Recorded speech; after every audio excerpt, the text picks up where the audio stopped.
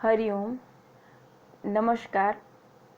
सार्थक विद्या मंदिर ऑनलाइन शिक्षण में आप सर्वे विद्यार्थीओं हार्दिक स्वागत है। આપણે ચેપ્ટર 5 ગરીબી, એમાં ગરીબીના અર્થ વિશે આપણે માહિતી મેળવેલી। આજે આપણે ગરીબીનું સ્વરૂપ જોવાનું છે। ગરીબીનો ખ્યાલ આપણે વ્યવસ્થિત રીતે સમજવો હોય તો એના સ્વરૂપને સમજવું પડે। આપણે બધા જાણીએ છીએ કે ગરીબ કોને કહેવાય, તો કે જ્યારે સમાજનો એક મોટો વર્ગ પોતાની પાયાની લઘુત્તમ જીવન જરૂરિયાત સંતોષી શકે નહીં, તે પરિસ્થિતિ છે એને ગરીબી કહેવાય। મુખ્ય વસ્તુ છે લઘુત્તમ જીવન ધોરણ જે ન મેળવી શકે એ વ્યક્તિને આપણે ગરીબ કહેવાય। આને આપણે વિગતવાર ડિટેલમાં સમજવું હોય, વિસ્તારપૂર્વક સમજવું હોય તો એના સ્વરૂપને સમજવું પડે। એટલે સ્વરૂપના આધારે આપણે એને બે ભાગમાં વિભાજિત કરી શકીએ, એક નિરપેક્ષ ગરીબી અને બીજું છે સાપેક્ષ ગરીબી। તો સૌપ્રથમ આપણે નિરપેક્ષ ગરીબી જોઈએ। તો નિરપેક્ષ ગરીબી કોને કહેવાય, તો કે જ્યારે કોઈની સરખામણી કોઈ સાથે કરવામાં નથી આવતી, પરંતુ આવક અને ખર્ચની એક સપાટી નક્કી કરવામાં આવે, એક ધોરણ નક્કી કરવામાં આવે। ફોર એક્ઝામ્પલ આપણે એમ કહીએ કે જે વ્યક્તિ રોજના 100 રૂપિયા કમાતી હોય તો એ ગરીબ નથી, પરંતુ જો 100થી નીચે કમાતી હોય તો એ ગરીબ છે। તો આ 100 રૂપિયા જે છે એ આપણે એક ધોરણ નક્કી કરેલ કહેવાય, બરાબર। તો આ જે ધોરણો અલગ અલગ નક્કી કરવામાં આવે અને એ ધોરણથી નીચી આવક ધરાવનાર કે ખર્ચ કરનાર વ્યક્તિને ગરીબ કહેવાય। આ રીત છે નિરપેક્ષ ગરીબીની રીત। જ્યારે સાપેક્ષ ગરીબી, સાપેક્ષનો મતલબ જ થાય સરખામણી, તુલના, એટલે કે ઓછી આવકવાળા વર્ગની વધુ આવકવાળા વર્ગ સાથે જ્યારે સરખામણી કરવામાં આવે, તુલના કરવામાં આવે તો તેને સાપેક્ષ ગરીબીની રીત કહેવાય। મોટા ભાગે વિકાસશીલ દેશો એટલે કે ભારત જેવા વિકાસશીલ દેશો છે એ નિરપેક્ષ ગરીબીની રીતનો ઉપયોગ કરે છે, અને સાપેક્ષ ગરીબી છે એ મોટા ભાગે વિકસિત દેશ કે જેણે વિકાસ કરી લીધો, જ્યાં ગરીબીનું જે ધોરણ છે એ ધોરણ કરતાં વધુ આવક ધરાવનાર વર્ગો જ છે, ત્યારે તેઓ એકબીજા સાથે સરખામણી કરે છે, માટે ત્યારે વિકસિત દેશો છે એ સાપેક્ષ ગરીબીની રીતનો ઉપયોગ કરે છે। હવે આપણે જોઈએ તો નિરપેક્ષ ગરીબી। નિરપેક્ષ ગરીબીનો અર્થ, નિરપેક્ષ ગરીબીના અર્થની અંદર ગરીબી રેખાની વ્યાખ્યા સમાયેલી છે। આપણે આની પહેલા પણ ગરીબી રેખાની વ્યાખ્યાની ચર્ચા કરેલી।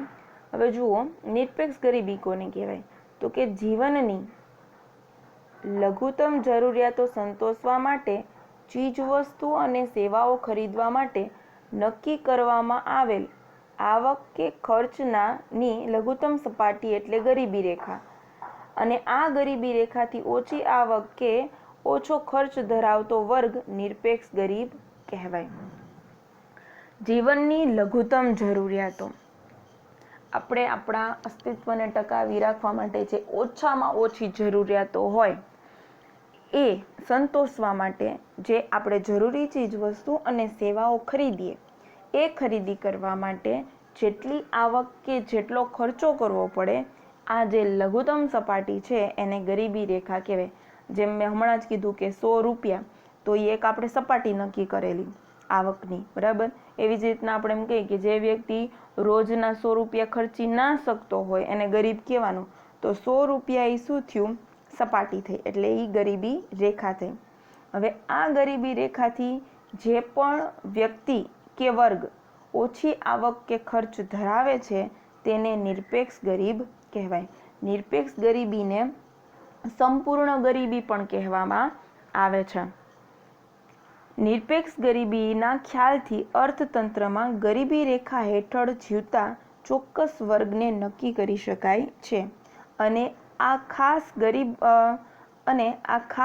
ગરીબ વર્ગની ગરીબી ઘટાડવા લક્ષ્યાંક આધારિત ચોક્કસ નીતિઓ ઘડી શકાય છે। એટલે કે આપણને ખ્યાલ આવે કે સમાજની અંદર આ એક એવો વર્ગ છે કે જે ગરીબ છે, તો એ ગરીબી ઘટાડવા માટે લક્ષ્યાંક ઘટાડવા માટે ગરીબીનો ચોક્કસ નીતિઓ એટલે કે રોજગારલક્ષી આપણે યોજનાઓ ઘડી શકાય, જેથી તેઓ તેની ગરીબીથી ઉપર આવી શકે.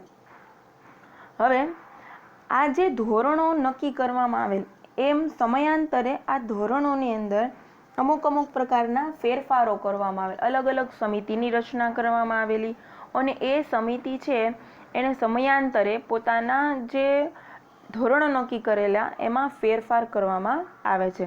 મેં પહેલે જ કીધું હતું કે ભાઈ સમય, સ્થળ અને સમાજ બદલાતા ગરીબીની વ્યાખ્યામાં ફેરફાર થાય. જેમ કે આપણે વર્ષ 1960-61ની અંદર જે વ્યક્તિ જેટલું કમાતું હોય અને એને આપણે અમીરમાં સમાવેશ કરતા અથવા તો મધ્યમ વર્ગીય સમાવેશ કરતા હોય, એ જ ધોરણ અત્યારે જો લાગુ પાડવામાં આવે તો એ વ્યક્તિ ગરીબીમાં સમાવેશ એનો થાય.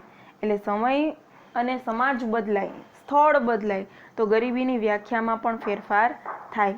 એવી જ રીતના અહીં અમુક ધોરણો તમને આપેલા છે, અમુક સમિતિઓએ અલગ અલગ ધોરણો આપેલા છે, અને એ ધોરણો તમારે ખાસ યાદ રાખવા પડશે. કારણ કે જેટલી પણ સમિતિઓએ જે ધોરણો ગ્રામ્ય વિસ્તાર, શહેરી વિસ્તાર માટે આપેલા છે એ બધા યાદ રાખવા પડશે. કારણ કે MCQ અને એક વાક્યની અંદર આવા પ્રશ્નો છે એ વારંવાર પૂછાતા આવેલા પ્રશ્નો છે. એમાં સૌપ્રથમ લઘુત્તમ વપરાશી ખર્ચ છે એ ધ્યાનમાં રાખીને અલગ અલગ સમિતિઓએ અલગ અલગ ધોરણો આપેલા. આ લઘુત્તમ વપરાશી ખર્ચ છે એનો અંદાજ મેળવવા માટે અનાજ, દાળ, દૂધ, માખણ વગેરે વસ્તુઓ પાછળ જે વપરાશી ખર્ચ કરવામાં આવે એને ધ્યાનમાં લીધેલ. સૌપ્રથમ આવે છે ઇન્ડિયન કાઉન્સિલ ઓફ મેડિકલ રિસર્ચની સમિતિ. પહેલી સમિતિ છે Indian council of medical research.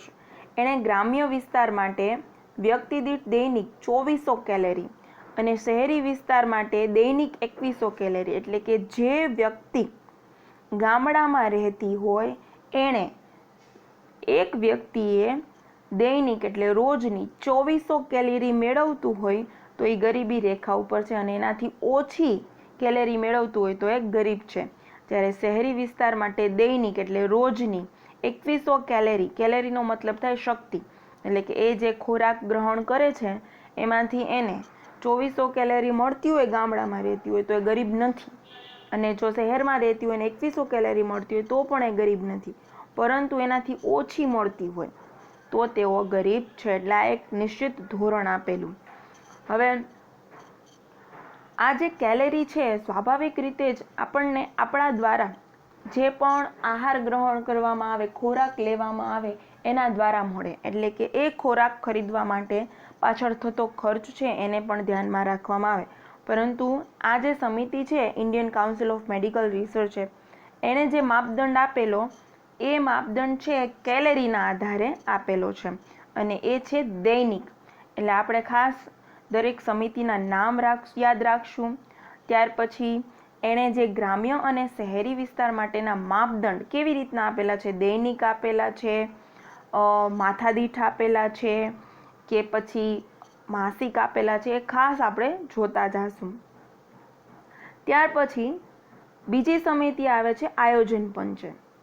આયોજન પંચે 1969માં મંજૂર કર્યો અને 1960-61ની કિંમતોના આધાર વર્ષ તરીકે લઈ માથાદીઠ ₹20 નક્કી કરવામાં આવેલ. એટલે કે એક વ્યક્તિ છે એ માસિક એટલે મહિનાના ₹20 એક વ્યક્તિ દીઠ, માની લો કે 7 વ્યક્તિ રહેતા હોય તો 7 ને 14 એટલે ₹140 ખર્ચ કરે, એટલે આ કુટુંબિક દીઠ થયા. પરંતુ અહીં વાત છે માથાદીઠ, એટલે એક વ્યક્તિ મહિનાના ₹20 જો ખર્ચ કરી શકતી હોય તો એ ગરીબ નથી, પરંતુ એનાથી ઓછા ખર્ચ કરતી હોય તો એ ગરીબ છે. ત્યાર પછી ત્રીજી સમિતિ છે એ સમિતિ છે દાંડેકર અને રથની સમિતિ.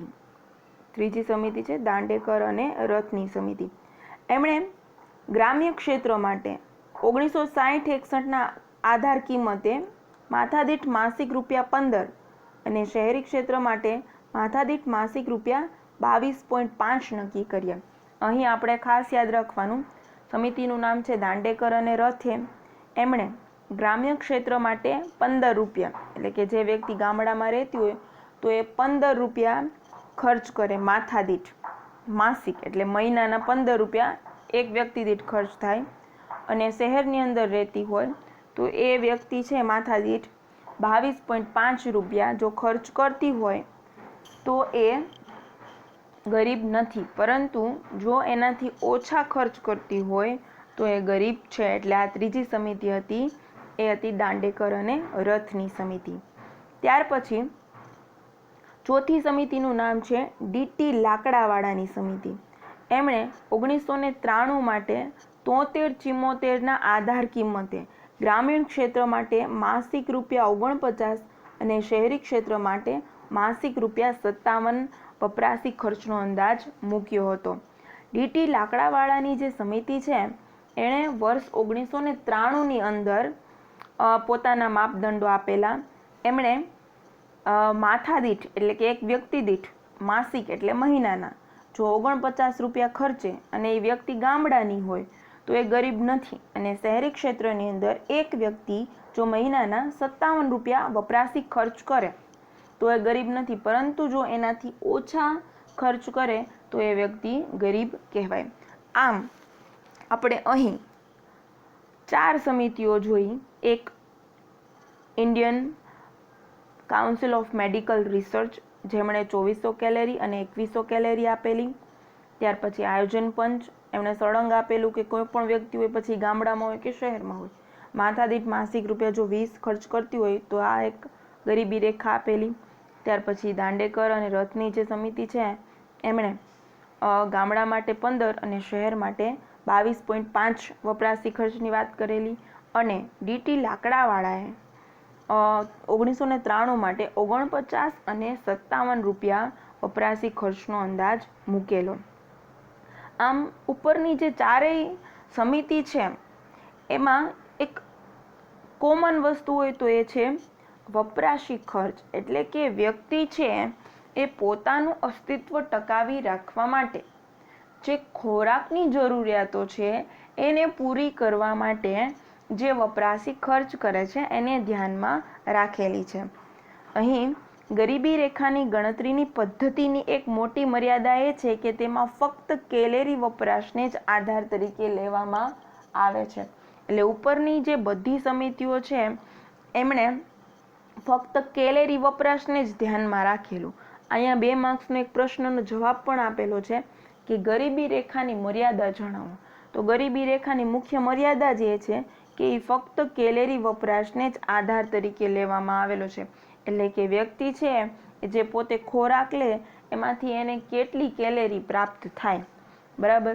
પરંતુ ગરીબી છે એ એક આર્થિક પરિસ્થિતિ છે અને ભૂખ એક શારીરિક પરિસ્થિતિ છે.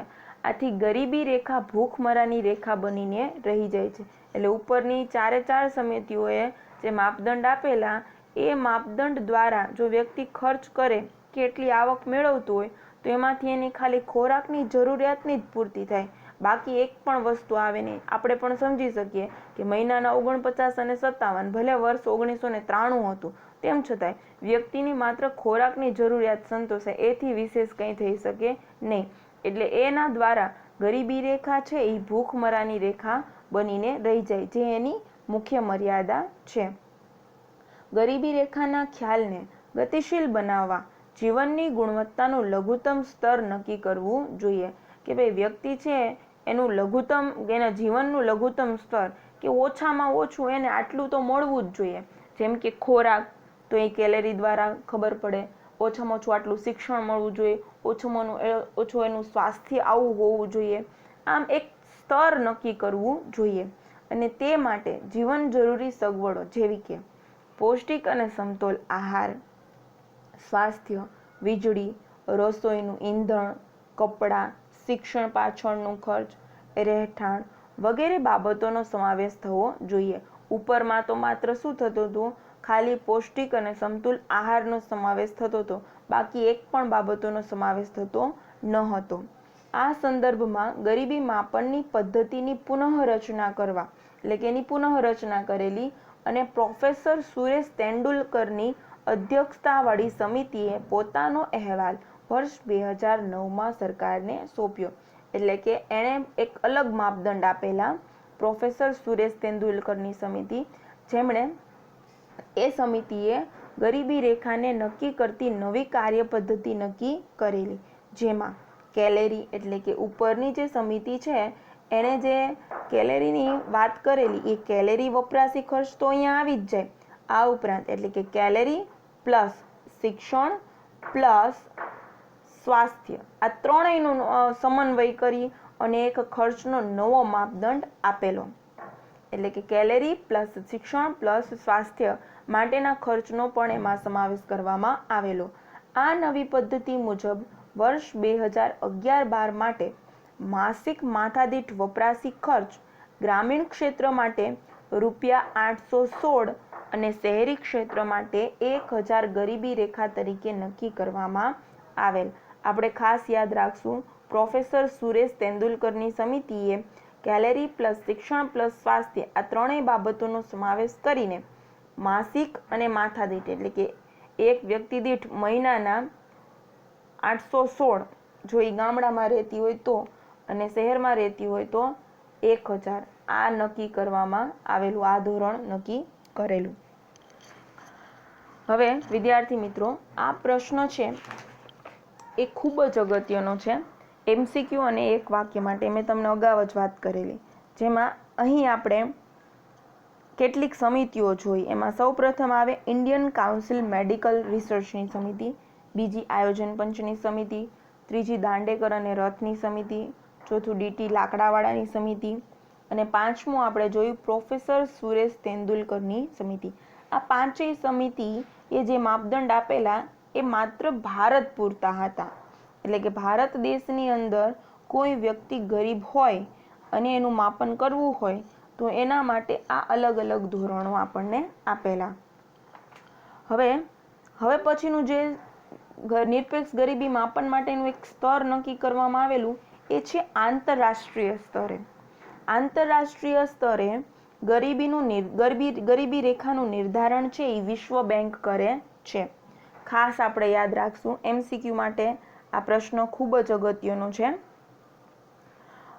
એ છે આંતરરાષ્ટ્રીય સ્તરે ગરીબી રેખાનું નિર્ધારણ વિશ્વ બેંક કરે છે અને આ વિશ્વ બેંકે વર્ષ 2005માં સમખરીદ શક્તિ PPP ના આધારે, આપણે અગાઉ પણ સમખરીદ શક્તિ શું કહેવાય ધોરણ 11ની અંદર શીખી ગયા છીએ. એટલે કે અહીં આંતરરાષ્ટ્રીય સ્તર છે એટલે અલગ અલગ બધા દેશો અહીંયા હશે અને એ દેશોની ખરીદ શક્તિ છે સમાન છે, એના આધારે સ્તર નક્કી કરવામાં આવેલું, એક ધોરણ નક્કી કરવામાં આવેલું અને એ ધોરણ હતું દૈનિક આવક. એટલે કે કોઈ વ્યક્તિ છે એની દૈનિક આવક $1.25 હોય તો એને ગરીબ નહીં કહેવાનું, પરંતુ એનાથી નીચે હોય તો એ ગરીબી રેખા નીચે છે. જે વર્ષ 1990માં $1 હતું એટલે 2005માં 1.25, 1990માં $1 અને વર્ષ 2015માં આ દૈનિક આવક છે એ $1.90 હતું. તમે ક્રમમાં યાદ રાખી શકો, 1990માં $1, 2005માં $1.25 અને 2015માં $1.90. આ છે એ આંતરરાષ્ટ્રીય સ્તર છે. આપણને જો બોર્ડની એક્ઝામમાં અથવા તો પેપરમાં આ પ્રશ્ન પૂછાય ગરીબીનું સ્વરૂપ, તો એમાં આપણે ગરીબી રેખા છે એની 5 સમિતિઓનું જે માપદંડ આપેલા એનો ખાસ ઉલ્લેખ કરવાનો અને MCQમાંથી પણ આમાં ઘણા પ્રશ્નો આવી શકે. હવે ભારતની અંદર નિરપેક્ષ ગરીબીનું પ્રમાણ તો NSSO MCQમાં એક વાક્ય માટે અગત્યનો ફૂલ ફોર્મ જણાવો. નેશનલ સેમ્પલ સર્વે ઓર્ગેનાઇઝેશને એના 68માં રાઉન્ડમાં વર્ષ 2011-12 માટે સંયુક્ત કુટુંબ દીઠ ખર્ચના આંકડાઓનો ઉપયોગ કરી અને તેંડુલકર સમિતિના અંદાજ મુજબ ભારતમાં વર્ષ 2004-05માં નિરપેક્ષ ગરીબીનું પ્રમાણ છે એ 37.2 હતું. 37.2% સમગ્ર ભારતમાં વર્ષ 2004-05માં. એ પ્રમાણ છે વર્ષ 2011-12માં ઘટીને 21.9% થયું. ખાસ યાદ રાખવાનું, વર્ષ 2011-12 ભારતમાં ગરીબીનું પ્રમાણ કેટલું? તો કે 21.2%. ગ્રામ્ય ક્ષેત્રમાં 4-5માં 41.8 હતું, જ્યારે 11-12ની અંદર 25.7%. શહેરી ક્ષેત્રમાં 25.7% વર્ષ 2004-5માં, એ પ્રમાણ વર્ષ 2011-12માં 13.7% હતું. આ અલગ અલગ આંકડાઓ છે, આમાંથી મહત્વના આંકડા છે 21.9%, જે 11-12માં ગરીબીનું પ્રમાણ હતું. હવે અહીં તમને ભારતમાં રાજ્યવાર નિરપેક્ષ ગરીબીનું પ્રમાણ આપેલું છે, તો એમાં આપણે ખાસ યાદ જે રાખવાનું છે એની આપણે ચર્ચા કરીએ તો 10% કરતાં જ્યાં ઓછી ગરીબી હોય એવા રાજ્યો ક્યાં ક્યાં? તો કે ગોવા, કેરળ, હિમાચલ પ્રદેશ, સિક્કિમ, પંજાબ, આંધ્રપ્રદેશ. 10થી 20%ની વચ્ચે હોય એમાં જમ્મુ કાશ્મીર, હરિયાણા, તમિલનાડુ, ગુજરાત, રાજસ્થાન, મહારાષ્ટ્ર, ત્રિપુરા, નાગાલેન્ડ, મેઘાલય, આ બધા. જ્યારે 20%થી 30%ની વચ્ચે હોય તો પશ્ચિમ બંગાળ, મિઝોરમ, કર્ણાટક, ઉત્તર પ્રદેશ, આ બધા રાજ્યો.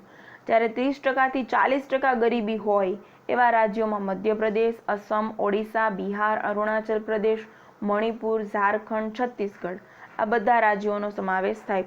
અહીં ખાસ યાદ રાખવા જેવો પ્રશ્ન હોય તો સૌથી ઓછી ગરીબી ધરાવતું રાજ્ય કયું? તો એ રાજ્ય છે ગોવા, અને એનું પ્રમાણ છે 5.09%. જ્યારે સૌથી વધુ ગરીબી ધરાવતું રાજ્ય છત્તીસગઢ, અને એનું પ્રમાણ છે 39.93%, એટલે કે 3993. આપણું ગુજરાત જે 10થી 20% ગરીબી ધરાવતા રાજ્યમાં એનો સમાવેશ થાય. અહીં ક્યાંય આંકડાકીય માહિતીનો ઉલ્લેખ નથી, છતાં યાદ રાખવા માટે ગુજરાતની અંદર વર્ષ 2011-12માં ગરીબીનું પ્રમાણ હતું 16.63%. હવે આપણે MCQ અને એક વાક્ય માટે જોઈએ તો વર્ષ 2013માં જે પ્રકાશિત થયેલ વાર્ષિક અહેવાલ મુજબ વિભિન્ન રાજ્યોમાં સૌથી ઓછી ગરીબી ધરાવતું રાજ્ય 5.09% સાથે ગોવા રાજ્ય હતું, અને સૌથી વધુ ગરીબી ધરાવતું રાજ્ય 39.93 સાથે છત્તીસગઢ રાજ્ય હતું. આવી રીતે તમે યાદ રાખી શકો. આજના લેક્ચરમાં વિદ્યાર્થી મિત્રો આપણે આટલું રાખીએ. નેક્સ્ટ લેક્ચરમાં આપણે આગળ કરીશું. નિરપેક્ષ ગરીબી આ મુદ્દાની અંદર ખાસ 5 સમિતિ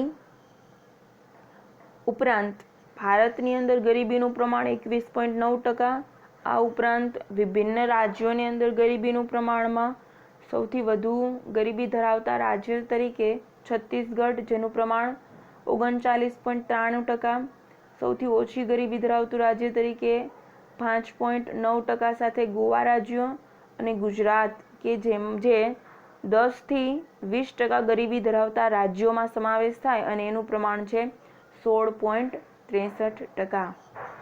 હરિઓમ અસ્તુ.